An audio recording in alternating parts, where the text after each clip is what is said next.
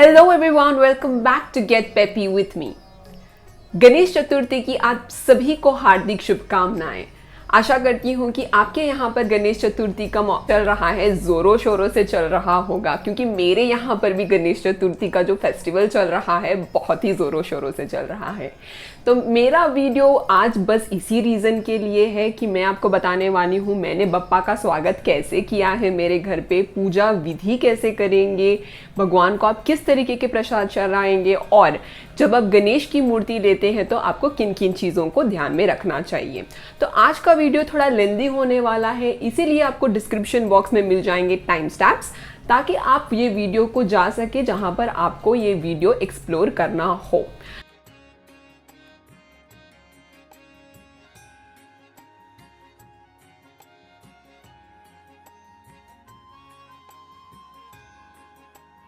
गणपति बप्पा बहुत ही ज़्यादा फेमस है।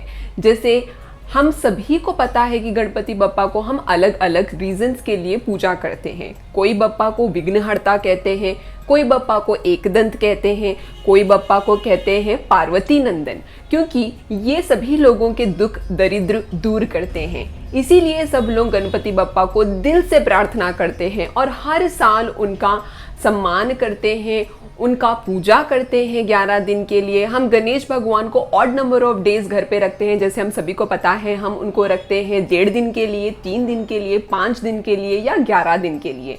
गणपति बप्पा को बहुत ज़्यादा मिठाई पसंद होते हैं, उनको ढेर सारे भोग लगाए जाते हैं। गणेश जी के यहाँ पर नाचा जाता है, गाया जाता है, भगवान की प्रार्थना की जाती है, भगवान का अभिषेक किया जाता है, सादर सत्कार किया जाता है। और इस समय में अगर आप दिल से भगवान की प्रार्थना करते हो और कोई भी मन्नत मांगते हो तो भगवान आपकी प्रार्थना सुन लेंगे और आपका जो भी आपका मन्नत है वो पूरा कर देंगे।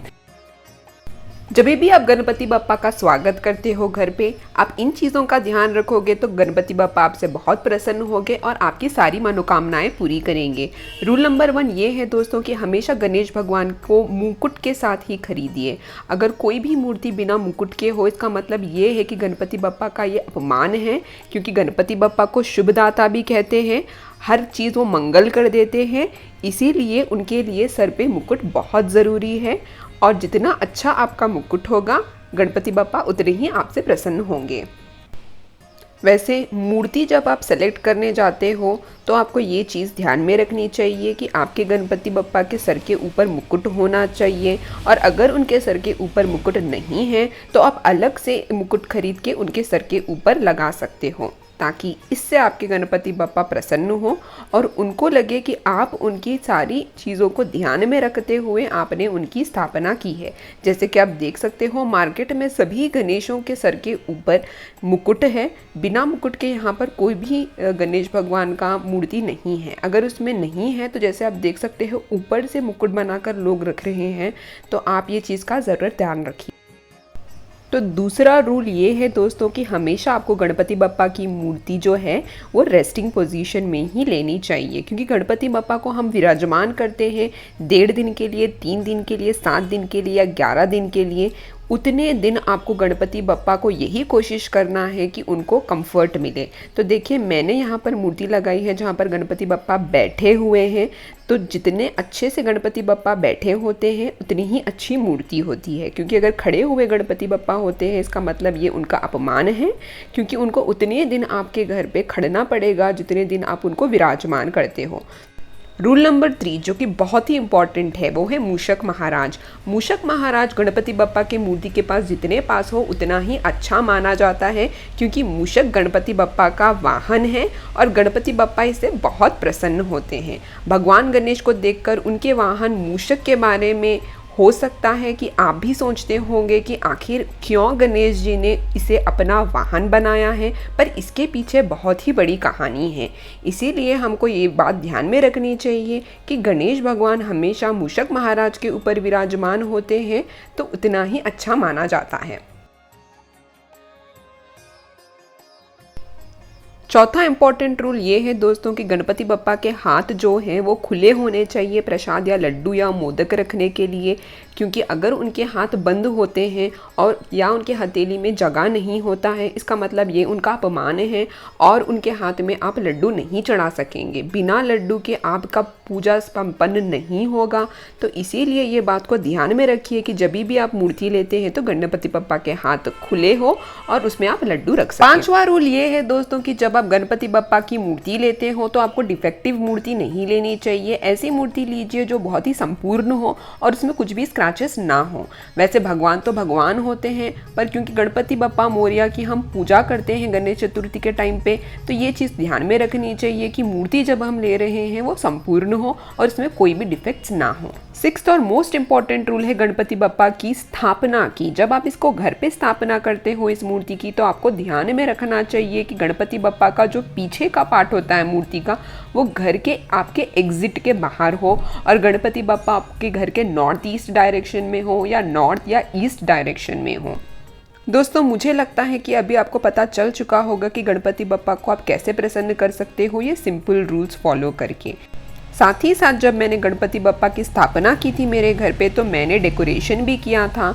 मैंने ये डेकोरेशन किया है बिलो 500 रुपीज़। तो चलिए देखते हैं डेकोरेशन कैसे करते हैं। आज के हमारे वीडियो में मैं आपको बताने वाली हूँ home decoration ideas for Ganesh Chaturthi, वो भी 1000 रुपीज़ के अंदर। और ये डेकोरेशन 1 घंटे में बन के रेडी हो जाता है, इसमें ज़्यादा झंझट नहीं है। तो देखिए मैंने पहले डेकोरेशन में रेडीमेड रिबन्स यूज़ किए हैं। 20 रुपीज़ में एक मिलता है, मैंने 6 ले लिए हैं। ये रिबन्स बहुत सुंदर है, रेड, सिल्वर और गोल्डन कलर के। और मैंने एक रेड कलर का क्लॉथ ले लिया है 1.5 मीटर्स का। ये मुझे पड़ा है 150 रुपीज़। ये बहुत शाइनी क्लॉथ था। और ये एक साड़ी है घर पे जो चोखा था, तो ये येलो कलर का साड़ी और ये रेड कलर का जो मटेरियल है, क्योंकि कॉन्ट्रास्ट होता है, बहुत सुंदर लगता है। तो मैंने इसके प्लेट्स बना लिए हैं इस तरीके से। तो प्लेट्स में इस तरीके से टेबल के कॉर्नर में डाल दूंगी और ये इस तरीके से हैंग होगा। प्लेट्स हम नीटली बनाएंगे और इस तरीके से ड्रॉप कर देंगे। और जो साड़ी लंबा होता है उसे आप पीछे की तरफ हैंग कर सकते हो। देखिए बचा हुआ साड़ी मैं पीछे की तरफ इस तरीके से हैंग कर रही हूँ। और जो आगे की तरफ साड़ी आएगा उसको भी हम अच्छी तरीके से नीटली प्लेट्स बना लेंगे और उसे अच्छी तरीके से स्टिक कर लेंगे हमारे रेड कलर के क्लॉथ में एक सुई और धागे के मदद से। देखिए कैसे करेंगे हम इसे। तो मैं इसे आपको प्लेट्स बना के दिखा रही हूँ और एक सुई और धागे से आपको मैं ये स्टिच करके दिखाऊंगी।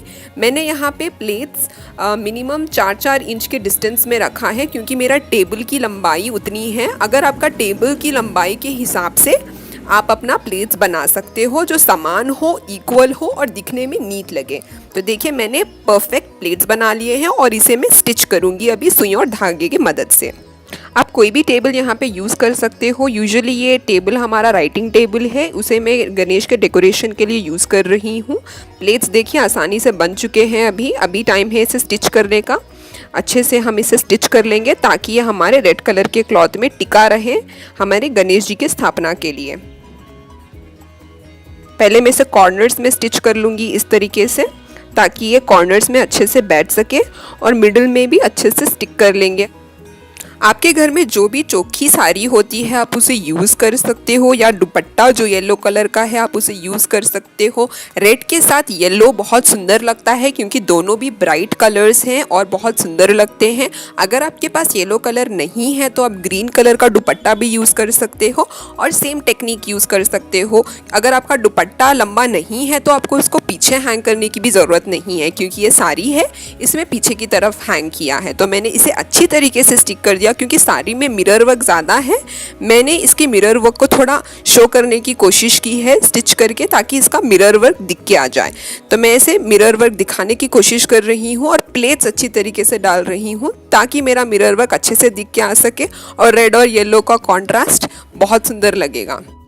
ये देखिए दोनों साइड्स को मैंने अच्छी तरीके से स्टिच कर लिया है प्लेट्स बना के। एकदम बढ़िया लग रहा है हमारा टेबल, सुंदर हमारे गणेश जी की स्थापना के लिए। ये टेबल मैंने मेरे घर के पास के स्टोर से लिया है। ये मुझे पड़ा है 430 रुपये का। आप ये स्किप कर सकते हो, पर मैंने इसे गणेश की स्थापना के लिए ख़रीदा था तो मैंने वहाँ पे रख दिया है इसे। और मैं रिबन्स यहाँ पे स्टिक कर रही हूँ दीवार पे सेलो टेप की मदद से। इसे मैं लाइन से लगा दूँगी। मैंने पहले रेड लगाया, फिर गोल्डन और फिर सिल्वर कलर का रिबन लगा रही हूँ मैं। ये देखिए बहुत अच्छी तरीके से स्टिक हो गया है। ये सुंदर लगेगा, रात में भी चमकेगा और अच्छा शाइन देगा हमारे गणेश के डेकोरेशन के लिए। और हम हमारे गणेश जी की स्थापना में कोई कमी तो रखना नहीं चाहते, इसीलिए मैंने ये रिबन भी लगा दिया है। देखिए हमारा टेबल भी मैंने लगा दिया है। इतना सुंदर लग रहा है, इतना ग्रैंड लग रहा है। हालांकि हमारा डेकोरेशन जो है ये बहुत सिंपल है, पर बहुत अच्छा लग रहा है डेकोरेशन, और कम से कम पैसों में। तो मैं यहाँ पे फूल लगा रही हूँ। ये फ्रेश गेंदे के फूल है, इसे मैंने अच्छे से पुरा लिया है। ये मुझे 100 रुपये किलो में मिले थे, तो मैंने इसे ले लिया है और इसको अच्छे से पुरा लेके, इसकी लड़ी बना लेके मैं इसे एक तरीके से घर की तरह बना रही हूँ। इसके आसपास अच्छे से आर्क आ रहे हैं और नीचे 3-4 फूल में लटका रही हूँ। ये मैंने रोज़ के फ्लावर्स को 3-4 रोज़ के फ्लावर्स को तागे से स्टिक कर लिया है पीछे से इस तरीके से, और मैं टेप की मदद से इसे लाइन से लगाने वाली हूँ। मैंने 3 रोज़ के इस तरीके के बंडल बना लिए हैं ताकि ये थोड़ा ग्रैंड लगे हमारा डेकोरेशन। रोज़ के फ्लावर्स हमेशा डेकोरेशन में बहुत सुंदर लगते हैं, तो मैं बस इसी तरीके से लगा दूँगी सभी रोजेज़ को। तो मैं बस आपको यहाँ पे मॉडल बता रही हूँ। मेरे घर पे गणेश जी की मूर्तियाँ ढेर सारी होती है, तो बस आपको बताने की कोशिश कर रही हूँ कि ये कैसा लगेगा हमारा डेकोरेशन। तो मैं गणेश जी को उनकी जगह की मैं स्थापना कर रही हूँ। और ये LED लाइट से आपको अमेज़ॉन में आसानी से मिल जाएंगे। ये 3 मीटर का है, मैंने 235 रुपीज़ में ख़रीदा है, तो आप ये अमेज़ॉन से आसानी से ख़रीद ले सकते हैं ताकि हमारा थोड़ा डेकोरेशन ग्रैंड लग सके। और लाइटिंग के वजह से बहुत सुंदर लगता है और इसमें बहुत ग्रैंड इफेक्ट आता है। तो मैं इसे इस तरीके से थोड़ा घुमा के रख दूंगी और बाकी का नीचे की तरफ छोड़ दूंगी। ये एडिशनल है, आप इसे स्किप कर सकते हो, पर क्योंकि ये ग्रैंड फेस्टिवल है गणेश चतुर्थी का, हम हमारे बप्पा के डेकोरेशन में कोई कमी छोड़नी नहीं चाहते, तो मैंने इसे ख़रीद लिया है। तो इसकी शेल्फ़ लाइफ भी बहुत अच्छी होती है दोस्तों। मैंने इसे 6 महीने के नीचे ख़रीदा था, पर ये अभी तक चल रहा है। तो ये 1 टाइम इन्वेस्टमेंट है। आप किसी भी फेस्टिवल में ये LED लाइट्स यूज़ कर सकते हो और इसका लिंक मैं डिस्क्रिप्शन में आपको मेंशन कर दूँगी। डेकोरेशन अभी ख़त्म हो चुका है, तो मैं अभी बताने वाली हूँ आपको गणेश पूजा की विधि। जैसे आप देख सकते हो डेकोरेशन पूरी तरीके से हो चुका है और गणपति पूजा के दिन हम गणपति बप्पा को लेके आएंगे और उनकी स्थापना करेंगे और उनको सादर सत्कार के लिए हम इन सभी चीज़ों की अरेंजमेंट करेंगे। अब मैं गणपति बप्पा की स्थापना करने वाली हूँ। जब भी हम गणपति बप्पा की स्थापना करते हैं तो हम उनके लिए होली जो मंत्र होते हैं वो चैंट करते हैं, उनके लिए गाने लगाते हैं और भजन लगाते हैं ताकि हम उनको प्रसन्न कर सकें। ये देखिए ये है रेड कलर का क्लॉथ। तो हम क्या करेंगे, इस रेड कलर का क्लॉथ जो जैकेट का बना हुआ है, जैकेट के पीस का है, उसको इस तरीके से रोटेट करते हुए एक ट्रायंगल बना लेंगे। और देखिए बिल्कुल परफेक्ट ट्रायंगल बन चुका है। इसको इसके अंदर डाल देंगे हम इस तरीके से और इसको हम नारियल के पीस के ऊपर लगा देंगे। ये बहुत ही ऑस्पिशियस माना जाता है जब आप इसको कलश के ऊपर लगाते हैं और इससे भगवान बहुत ज़्यादा प्रसन्न होते हैं। और रेड कलर वैसे भी बहुत ही ज़्यादा अच्छा होता है, घर पे सुख शांति लेके आता है। इसे रेड कलर के जैकेट के पीस के क्लॉथ को हम नारियल के ऊपर इस तरीके से लगा के भगवान के सामने एक पेडेस्टल के ऊपर रख के स्थापना कर देंगे। और उसके आजू बाजू मैंने लगा लिए हैं वाइट कलर के लोटस के flowers. White colour Ganpati Bappa को बहुत पसंद होता है, तो इसलिए मैंने वाइट कलर के फ्लावर्स लगा दिए।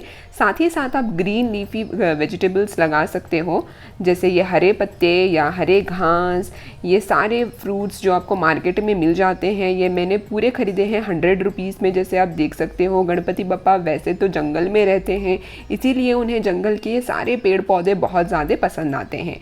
इसीलिए आपको इन सभी चीज़ों को गणपति बप्पा के सामने स्थापना करनी चाहिए, क्योंकि इससे ये बहुत ज़्यादा प्रसन्न होते हैं। ये सभी चीज़ें आपको बाहर मार्केट में बड़ी आसानी से मिल जाएंगे, आपको बाहर ढूंढने की भी ज़रूरत नहीं है। अगर आप बोल दोगे कि मुझे 100 रुपये के सारे सामान चाहिए, तो जिधर भी आप जाएंगे रोड साइड में आपको ये सामान मिल जाएंगे। तो मैंने यहाँ पर 100 रुपये के कुल मिलाकर के सारे ग्रीन पत्ते ले लिए हैं और मैं साथ ही साथ ये सारे चीज़ें भी ले रही हूँ। जैसे आप देख सकते हो ये है जाम, संतरे, केले, ये सभी चीज़ें मैं भगवान को प्रसाद की तौर पे चढ़ाऊँगी। और ये है स्वीट कॉर्न, जैसे आप देख सकते हो मेस जिसे कहते हैं, मैंने वो भी ले लिया है। मैंने सारी चीज़ें यहाँ पर ले ली हैं। अभी बारी है घर पे जो भी मेरे पत्ते हैं, पेड़ पौधे हैं, मैं उसे भी थोड़ी तरीके से काट के उसको अच्छे से धो के भगवान को चढ़ा दूँगी। ये इंपॉर्टेंट रूल है, जब भी आप कुछ भी भगवान को चढ़ाते हो तो आपको अच्छे से वॉश करके उसे पूंछ के भगवान को चढ़ाना है। प्रसाद के लिए लड्डू बहुत ज़रूरी होता है, तो मैं यहाँ पर एक मिठाई के शॉप से लड्डू ले रही हूँ। मैं आधा किलो का लड्डू यहाँ पर ले रही हूँ 280 रुपीज़ में, और यही लड्डू मैं भगवान को चढ़ाऊंगी प्रसाद के तौर पे। और लास्ट में जब हम ये प्रसाद को भगवान का विसर्जन करते हैं सभी में बांट देंगे। तो जैसे आप देख सकते हो तरह तरह के लड्डू अवेलेबल हैं यहाँ पर, अलग अलग साइज़ में लड्डू अवेलेबल है। तो कोई भी स्वीट शॉप में जाकर आप अपने मनपसंद का लड्डू ले सकते हो। जितना बड़ा आपका गणपति बप्पा का मूर्ति होगा उतना ही बड़ा आपको लड्डू लेना है। अगर आपको थोड़ी सी कन्फ्यूजन है तो आप अपने गणपति बप्पा के हाथ के हथेली का साइज़ लेके उसके साइज़ का लड्डू ले सकते हो। तो मैंने यहाँ पर लड्डू ऑलरेडी ले लिया है और मैं डेकोरेशन मैंने ऑलमोस्ट यहाँ पर कर दिया है। तो रेड और ग्रीन कलर का जो कॉम्बिनेशन होता है दोस्तों वो बहुत ही ऑस्पिशियस माना जाता है, इसीलिए मैं यहाँ पर एकदम चोखी साड़ी और रेड कलर का जैकेट का कपड़ा लेकर पूरा डेकोरेशन किया है और चारों तरफ फूल पत्ते लगा दिए हैं। और ये है बनाना का लीफ। बनाना का लीफ फिर से बहुत ही ज़्यादा ऑस्पिशियस माना जाता है और गणपति बप्पा को चढ़ता भी है। तो मैं इसे रख रही हूँ और इसके ऊपर मैंने जो लड्डू खरीदे थे वो लड्डू को रख दिया है। अगर आप चाहें तो ये लड्डू आप गणपति बप्पा के हाथ के ऊपर भी रख सकते हो, पर मैंने एक लड्डू उनके हाथ के ऊपर रखा है और बाकी लड्डू उनके सामने रख दिए हैं ताकि इससे वो प्रसन्न हो जाए। और जितना ज़्यादा आप भोग इनको लगाओगे उतने ही ज़्यादा वो खुश होंगे, क्योंकि गणपति बप्पा को मिठाई प्रसाद लड्डू बहुत ज़्यादा पसंद आते हैं। लड्डू के साथ साथ आप गणपति बप्पा को मोदक भी चढ़ा सकते हो, क्योंकि उनको मोदक बहुत ज़्यादा पसंद होता है। आप इनको चने चढ़ा सकते हो, इस तरीके के काले चने, उनको उबाल के आप प्रसाद बना सकते हो। मोदक चढ़ा सकते हो, पुलिहोरा चढ़ा सकते हो विच इज़ टाइगर राइस। इन सभी चीज़ों से भगवान बहुत ज़्यादा प्रसन्न होते हैं। और जब इनकी स्थापना करते हो आप घर पे और दिल से आप जो भी मनोकामना मांगते हो तो वो सारी मनोकामनाएं आपकी पूरी कर देंगे। जब आप इतने सादर सत्कार के साथ उनकी पूजा करोगे तो वो आपसे प्रसन्न होंगे, घर पे सुख शांति का माहौल होगा और आपको भी बहुत अच्छा लगेगा जब गणपति बप्पा आपके घर पे विराजमान होंगे। तो आप इस तरीके के प्रसाद उनको अच्छे से चढ़ा सकते हो, जो बनाने में भी है बहुत आसान। तो ये देखिए चने का प्रसाद मैंने गणपति बप्पा को चढ़ा दिया है। मैंने पंचामृत ऑलरेडी बना दिया था। पंचामृत के लिए जैसे आपको पता है 5 तरीके के जल को मिला के आप पंचामृत बना सकते हो, जैसे दूध दही शहद चीनी केला मिलाकर मैंने यहाँ पर बनाया है पंचामृत। और मैं भगवान को यहाँ पर चढ़ा रही हूँ अपना दिया। इसको अखंड दिया कहते हैं, जिसको हम चावल के ऊपर रख के भगवान के सामने रखते हैं। और जितने दिन आप भगवान की स्थापना करते हो उतना दिन ये दिया जलना चाहिए भगवान के सामने, ताकि भगवान को हम भगवान का आशीर्वाद ले सकें और भगवान के सामने ये दिया जलता रहे। तो देखिए पूरे फ्रूट्स प्रसाद सभी कुछ मैंने भगवान के सामने चढ़ा दिया है। इतना सुंदर और कितना अच्छा लग रहा है यहाँ पर। बस अभी देरी है यहाँ पर पूजा करने की। भगवान को मैंने धोती पहना दिया है, भगवान को मैंने रोली इतर कुमकुम जनाई सब कुछ पहना दिया है और दिए लगा रही हूँ मैं भगवान के सामने यहाँ पर। और अगर आपसे कोई भी चीज़ यहाँ पर मिस हो गई है या फिर आप कुछ भूल गए हो तो आप भगवान से माफ़ी मांग सकते हो और भगवान आपको माफ़ कर देंगे, क्योंकि कभी कभार हमसे गलतियाँ हो जाती है। तो आप भगवान से माफ़ी मांग सकते हो और भगवान आपको माफ़ कर देंगे। तो मैं यहाँ पर अगरबत्ती जला रही हूँ, अगर आप चाहे तो धूप भी जला सकते हो। और साथ ही साथ आप गूगल में जाकर कोई भी भगवान का भजन लगाकर भगवान के सामने पूरी फैमिली खड़ के अगर वो भजन को गाएंगे तो भगवान और भी ज़्यादा प्रसन्न हो जाएंगे। और उनके साथ आप जाप भी कर सकते हो 108 बार ओम गण गणपते नमः। अगर आप ये जप को 108 बार जप करोगे तो इससे भगवान बहुत ज़्यादा प्रसन्न होंगे। तो पहले मैं यहाँ पर कर रही हूँ आरती भगवान के सामने। आरती होने के बाद हम बैठकर भगवान के सामने जप कर सकते हैं और अच्छे से नाच गा सकते हैं। उसके बाद हम प्रसाद भगवान को चढ़ाकर बाकी सभी लोगों में वो प्रसाद को बांट सकते हैं। तो देखिए दोस्तों, अभी मैंने भगवान की आरती कर दी है। अगर आप चाहें तो भगवान को आप ऊद का धुआं दे सकते हो या आप कपूर की आरती भी कर सकते हो। अब हम यहाँ पर अच्छा पानी है उसे चारों तरफ छिड़क देंगे ताकि हमारे आजू बाजू का जो एनवायरनमेंट है उसे हम शुद्ध कर दें। अभी देखिए ये जगह की पूरी शुद्धि हो चुकी है। अब हम कर देंगे भगवान के ऊपर पूजा अर्पण। यहाँ पर मैंने लिया है रोली, कुमकुम, चावल। इन सभी चीज़ों को मैं भगवान के ऊपर चढ़ाऊँगी। ये है जनाई, जनाई को मैंने ऑलरेडी भगवान के पास रख दिया है। इतर वो भी भगवान के पास रख दिया है। ये है धोती का कपड़ा और ये है रोली। इन सभी चीज़ों को अगर आप भगवान के पास घास के साथ रखोगे तो इससे वो बहुत ज़्यादा प्रसन्न होंगे। और हम लगा देंगे भगवान को टीका, भगवान को हम स्थापना कर देंगे और गणपति बप्पा को दिल से कहेंगे कि हे गणपति बप्पा, आप मेरे घर पे विराजमान हुए हैं, आज तो मैं बहुत खुश हूँ और अगर मेरे से कोई भी भूल चूक हो गई है तो मुझे माफ़ कर दीजिए और मेरे घर पे विराजमान रहिए। आज से 3 दिन तक, जितने दिन आप गणपति बप्पा को घर पे रख रहे हैं, उसे आपको मन ही मन गणपति बप्पा को कहना है कि उतने दिन आप मेरे घर पे विराजमान रहिए और अगर मेरे से कोई भी भूल चूक हो गई है तो मुझे माफ़ कर दीजिए। जैसे आप देख सकते हो मेरे गणपति बप्पा इतने सुंदर हैं, इतने अच्छे हैं। उनके ऊपर मैंने एक छतरी भी रख दी है ताकि उनको मैं अच्छे से सादर सत्कार कर सकूं। उनके पास मूषक महाराज हैं, उनका सूंड भी लेफ्ट साइड है और मेरे गणपति बप्पा है बैठे हुए पोजीशन में और वो बिल्कुल भी डैमेज नहीं है। अगर आप इन सभी चीज़ों की ध्यान रखोगे तो बहुत अच्छा रहेगा। तो मैंने जो कलश बनाया था उसके ऊपर मैं लगा रही हूँ कुमकुम हल्दी का टीका ताकि ये मेरा पूजा जो है वो संपूर्ण हो, इसीलिए हम ये कलश को रखते हैं। वैसे इसका बहुत ज़्यादा मान्यता है पौराणिक कथाओं में, जो बहुत ही लंबी कथा है जो मैं आपको कभी और बताऊंगी। तो हम ये कलश को भगवान के सामने रखकर इसमें टीका लगाकर, कुमकुम लगाकर दिल ही दिल हम भगवान से प्रार्थना करेंगे। जो भी हमारी मनोकामना है हम भगवान से प्रार्थना करेंगे। उसके साथ साथ अगर आप नीचे देखोगे तो मैंने पान के पत्ते रखे हैं। मैंने यहाँ पर 9 पान के पत्ते रखे हैं और उस 9 पान के पत्तों के ऊपर मैंने लगाया है हल्दी के माउंटेन्स। ये हल्दी के माउंटेन्स भी बहुत शुभ माने जाते हैं। भगवान के सामने जो हम रखते हैं उसे भी हम प्रसाद चढ़ाएंगे। सो ये हल्दी के माउंटेन्स, ये कलश भगवान के सामने हम इस तरीके से रखेंगे, दिया जलाएंगे और हर एक पान के पत्ते के हम ऊपर हम फूल रखेंगे। और अगर आपके दिल में कोई भी ऐसी गहरी मनोकामना है जो आपको पूरी करनी है, जैसे थोड़े लोग भगवान से मन्नत मांगते हैं कि उनको बच्चा चाहिए, थोड़े लोग भगवान से मनोकामना मांगते हैं कि मुझे प्रॉपर्टी चाहिए, तो अगर आपको इस तरीके का कोई भी मन्नत है तो आप 9 तरीके के ग्रेन खरीद सकते हैं जिसे नवधान्य कहते हैं, जिसमें 9 तरीके के धान्य जो होते हैं वो मिक्स होते हैं, ग्रेन्स होते हैं, 9 तरीके के ग्रेन्स मिक्स होते हैं।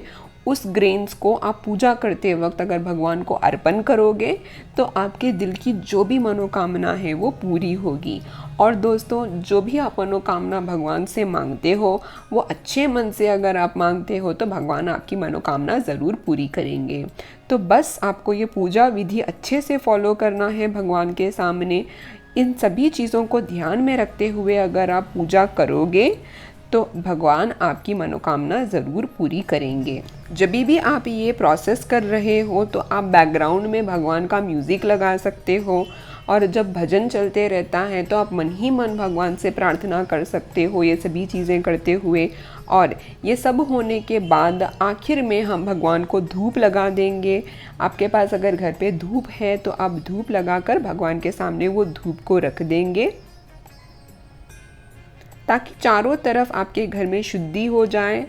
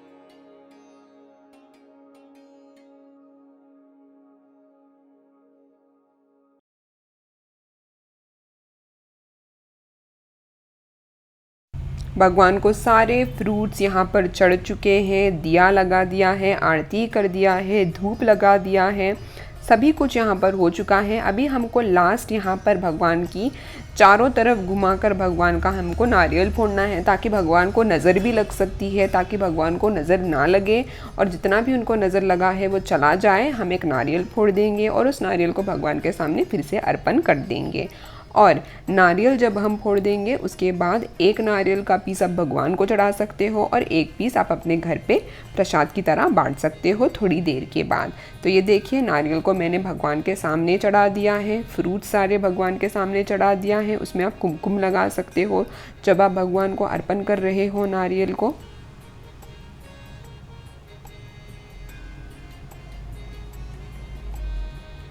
ये है पंचामृत। जैसे मैंने कहा था, मैंने 5 जल मिलाकर मैंने पंचामृत बनाया था। इस पंचामृत को हम पहले ये जो माउंटेन्स मैंने 9 माउंटेन्स बनाए थे पान के पत्ते के ऊपर रखे थे उसके ऊपर हम चढ़ा देंगे, क्योंकि इसका बहुत ज़्यादा महत्व है। उसके ऊपर हम कलश के कपड़े के ऊपर इसे चढ़ा देंगे और उसके बाद हम भगवान को भी पंचामृत चढ़ा देंगे और भगवान से कहेंगे कि भगवान मेरा प्रसाद आप स्वीकार कीजिए, मेरा पंचामृत आप स्वीकार कीजिए और मेरे प्रसाद को ग्रहण कीजिए। अगर मेरे से कोई भी भूल चूक हो गई है तो मुझसे माफ़ कर दीजिए। और भगवान को ये पूजा करने के बाद हम भगवान से मन्नत मांगेंगे, पूजा करेंगे, जप करेंगे, नाचेंगे, गाएंगे। बस यही है भगवान की पूजा की विधि।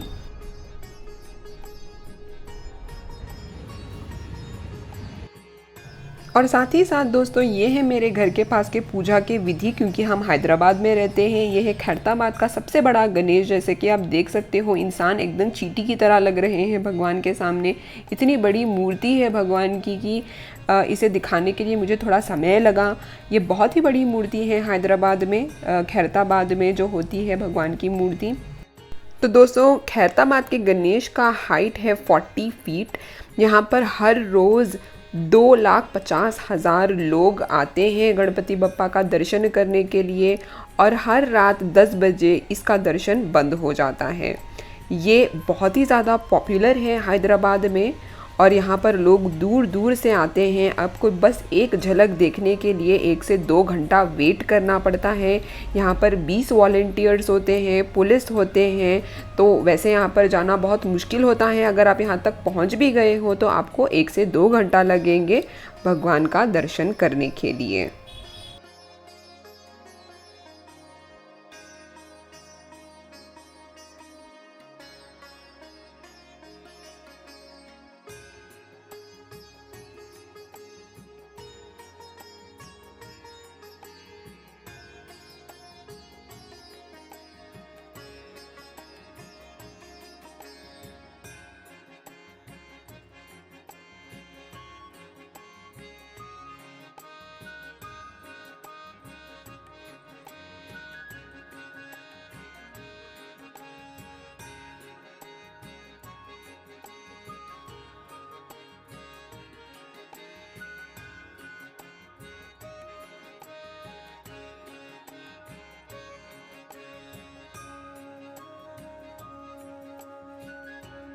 वैसे दोस्तों, हमारे घर के गणेश को हम लोगों ने रखा था 1.5 दिन के लिए।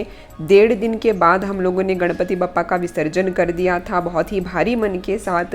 पर गणपति बप्पा वैसे भी अगले साल फिर पधारेंगे, तो तब तक के लिए बस इतना ही। मोरिया आधा लड्डू चोरिया, मोरिया आधा लड्डू चोरिया, मोरिया, आधा लड्डू चोरिया, गणपति बप्पा मोरिया, आधा लड्डू चोरिया, गणपति बप्पा मोरिया, आधा लड्डू चोरिया। ऑलराइट दोस्तों, आज की वीडियो के लिए बस इतना ही। आशा करती हूँ कि आपको मेरा वीडियो पसंद आया होगा। अगर आपको मेरा वीडियो पसंद आया तो प्लीज़ इसे लाइक करना मत भूलिए और साथ ही साथ मेरे चैनल को सब्सक्राइब कीजिए, ताकि मैं इसी तरह के वीडियोस आप तक पहुँचा सकूँ।